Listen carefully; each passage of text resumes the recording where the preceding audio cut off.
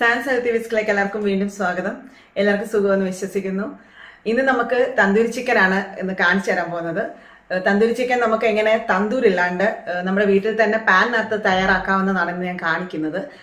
അതില് തന്തൂരി ചിക്കൻ എന്ന് പറഞ്ഞാൽ നമ്മുടെ തൈരിനകത്തും സ്പൈസസും എല്ലാം കൂടി ചേർത്തൊരു മസാലയ്ക്കകത്ത് നമ്മൾ മാരിനേഡ് ചെയ്ത് ആ കോട്ട് ചെയ്തെടുത്ത് നമ്മൾ ഉണ്ടാക്കുന്ന റെസിപ്പിക്കാണ് തന്തൂരി ചിക്കൻ എന്ന് പറയുന്നത്. അപ്പൊ നമുക്കതൊന്ന് കണ്ടു നോക്കാം.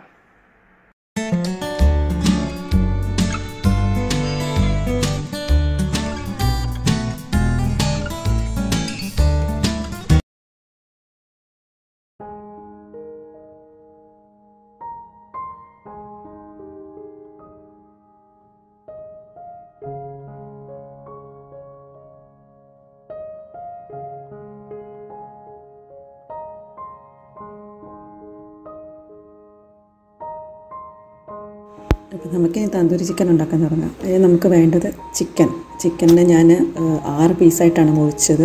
അതിനെ കട്ട് ചെയ്ത് ഇടയ്ക്കൊന്ന് വരഞ്ഞ് വെച്ചിട്ടുണ്ട്. അപ്പം മസാല എല്ലാം അതിനകത്തോട്ട് പിടിക്കാൻ. ഇനി നമുക്ക് കട്ട തൈര് വേണം. അതൊരു 1.5 ടേബിൾ സ്പൂൺ തൈരും കുറച്ച് മഞ്ഞൾപ്പൊടി, ടർമറിക് പൗഡർ. അതിൻ്റെ കൂട്ടത്തിൽ നമുക്ക് ഇപ്പം ഞാൻ ചേർക്കാൻ പോകുന്നത് ഗരം മസാല ഞാനൊരു 1/2 ടീസ്പൂൺ മാത്രം ഗരം മസാല മതി. മസാലയെല്ലാം കുറേശ്ശെ മതി.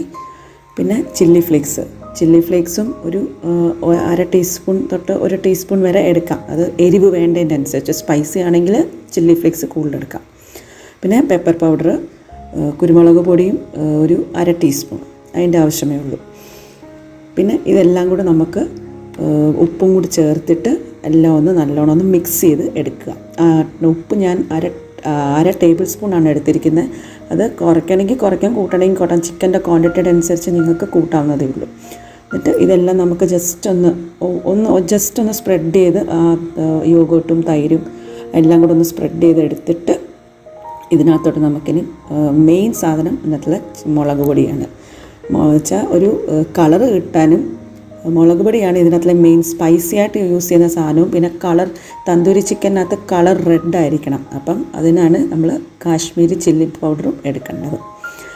ഇനി നമുക്ക് ഇഞ്ചി വെളുത്തുള്ളി പേസ്റ്റ് എടുക്കാം. അത് ഞാനൊരു 1 ടേബിൾ സ്പൂൺ ഇഞ്ചി വെളുത്തുള്ളി പേസ്റ്റ് എടുത്തു.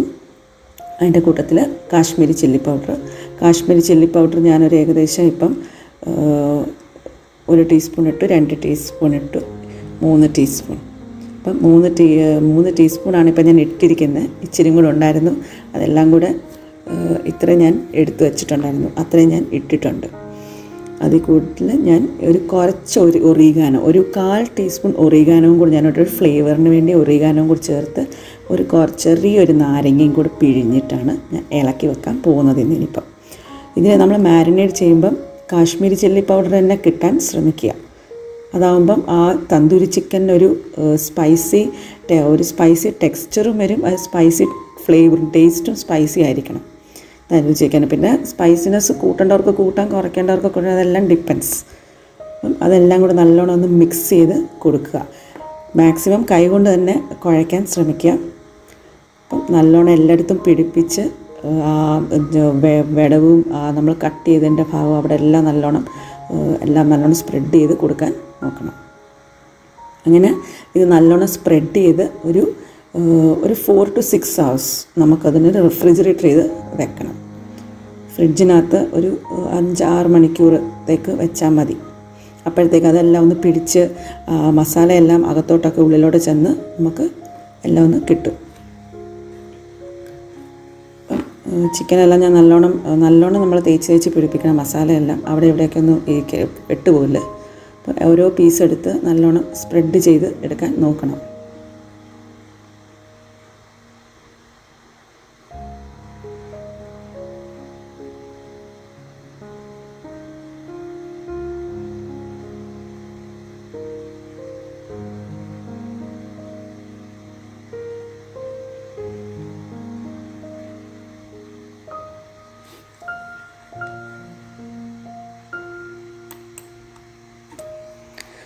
അപ്പോൾ എൻ്റെ ഞാൻ പുരട്ടിയ മസാല എല്ലാം ചിക്കനകത്ത് നല്ലോണം തേച്ച് പിടിപ്പിച്ചിട്ടുണ്ട്.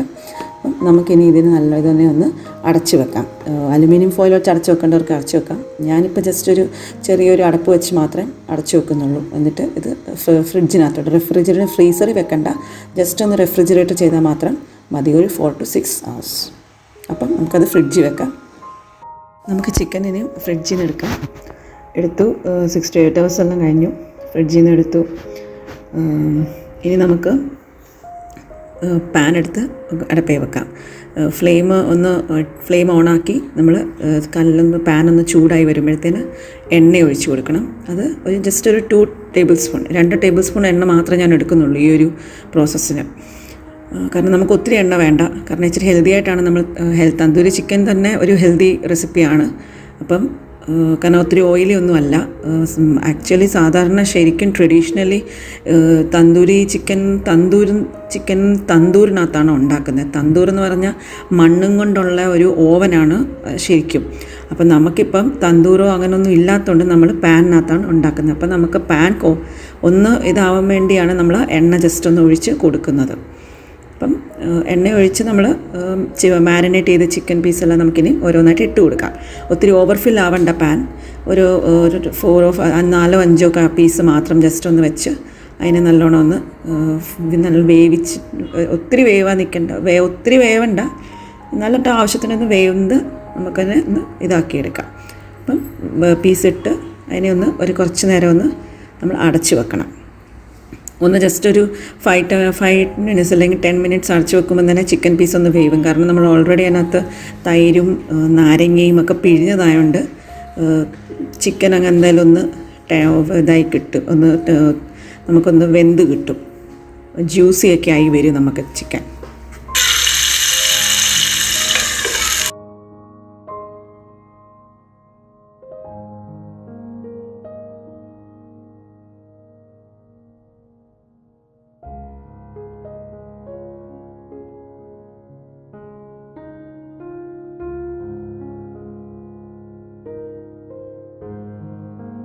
നമുക്ക് പാൻ ഒന്ന് ഓപ്പൺ ചെയ്ത് ചിക്കൻ പീസിനെല്ലാം നമുക്കൊന്ന് ഫ്ലിപ്പ് ചെയ്ത് ഒന്ന് തിരിച്ചിട്ട് കൊടുക്കാം. എല്ലാം ഒന്നുകൂടി ഒന്ന് മറിച്ചിട്ട് എല്ലാം കൊടുത്തു കഴിഞ്ഞ് ശേഷം നമുക്കൊന്നുകൂടി ഒന്ന് അടച്ച് വെച്ച് അതിനെ ഇച്ചിരി നേരം കൂടെ ആ നെക്സ്റ്റ് സൈഡും കൂടെ ഒന്ന് വേവിച്ചെടുക്കാം.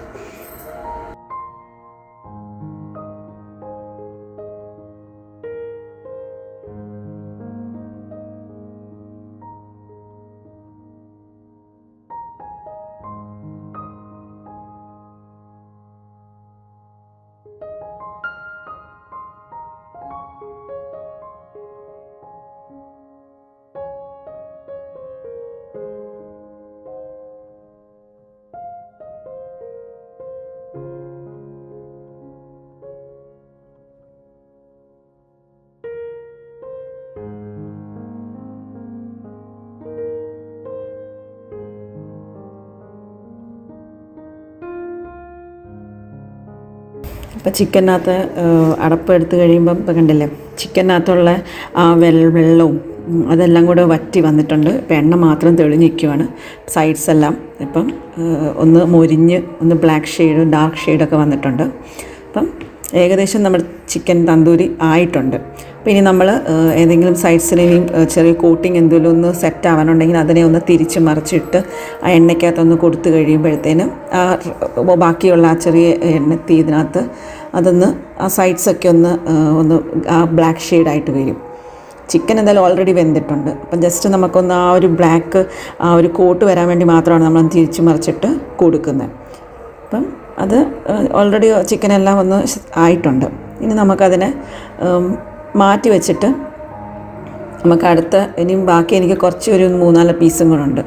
അപ്പം ഞാൻ ഓൾറെഡി ഒരു 8 പീസായിട്ടാണ് എടുത്തത്. അപ്പോൾ 2-3 പീസസും കൂടെ ഉണ്ട്. അപ്പം അതും കൂടെ നമുക്കൊന്ന് വേവിച്ച് അതും കൂടെ ഒന്ന് റെഡിയാക്കി എടുക്കണം. ഇത് എല്ലാം കഴിഞ്ഞു.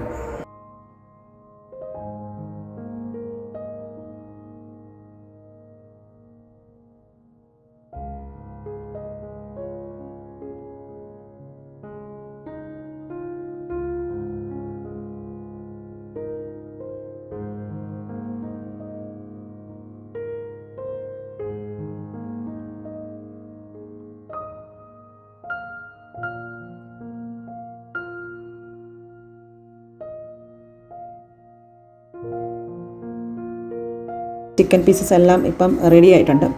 ഇനിയും ഇതിനകത്ത് ചെയ്യാനുള്ള മെയിൻ സാധനമാണ് അടുത്തത് ഒരു സ്മോക്കി ടെക്സ്ചർ കൊണ്ടുവരാനാണ് ഞാനിപ്പോൾ നോക്കുന്നത്. സ്മോക്കി ടെക്സ്ചറിൻ്റെ സ്മോക്കി ആ ഒരു സ്മെല്ലും എല്ലാം കൂടെ വരാൻ വേണ്ടി ഒരു ചാർക്കോൾ എടുക്കുക. ഒരു ചെറിയൊരു പീസ് ചാർക്കോൾ എടുത്ത് അതിനെ ഒന്ന് തീ കത്തിച്ച് അതിനെ ഒന്ന് ലൈറ്റ് ചെയ്യാം. അത് ചെയ്തതിന് ശേഷം അതൊന്ന് കത്തി വന്നു കഴിയുമ്പം അതിൻ്റെ ഇടയ്ക്കോട്ടൊരു പാത്രം വെച്ച് ആ ചാർക്കോൾ അതിനകത്തോട്ട് ഇട്ടുകൊണ്ട് ഒരു ചെറിയ ഡ്രോപ്പ് എണ്ണ ഒഴിച്ചതിന് ശേഷം അതിനെ ഒന്ന് അടച്ച് വെക്കുക. അടച്ച് വെച്ച് കഴിയുമ്പം ആ പുക ഒരു 2 മിനിറ്റ്സിലേക്ക് മാത്രം അടച്ച് വെക്കുക. ആ പുകയ്ക്കകത്ത് ഇരുന്ന് ആ ചിക്കൻ ഇരിക്കുമ്പം ആ ചിക്കനകത്ത് നല്ലൊരു സ്മോക്കി ഫ്ലേവറും ഒരു ഫ്ലെയിം എല്ലാം കൂടെ വരുമ്പോൾ ഒരു ചിക്കൻ തന്നെ തന്തൂരി ചിക്കൻ തന്നെ ഒരു സ്മോക്കി ഒരു ഫീലായിരിക്കും നമുക്ക് കഴിക്കുമ്പം. അപ്പം അങ്ങനെ 2-3 മിനിറ്റ്സ് കഴിഞ്ഞ് കഴിയുമ്പോഴത്തേന് തീ നമുക്ക് ഓഫ് ചെയ്ത് ഇപ്പം tandoori chicken is almost ready. അപ്പം നമുക്കിനി അതിനെ സെറ്റ് ചെയ്യാൻ വേണ്ടി ഞാൻ കുറച്ച് വെജിറ്റബിൾസ് എടുത്ത് വെച്ചിട്ടുണ്ട്, കുറച്ച് സാലഡ് പോലെ ആക്കാൻ. അപ്പം സാലഡ് പോലെ അതെടുത്തിട്ട് അരിഞ്ഞ് അതിനെ ഒന്ന് സെറ്റ് ചെയ്തുകൊണ്ട് വരാം.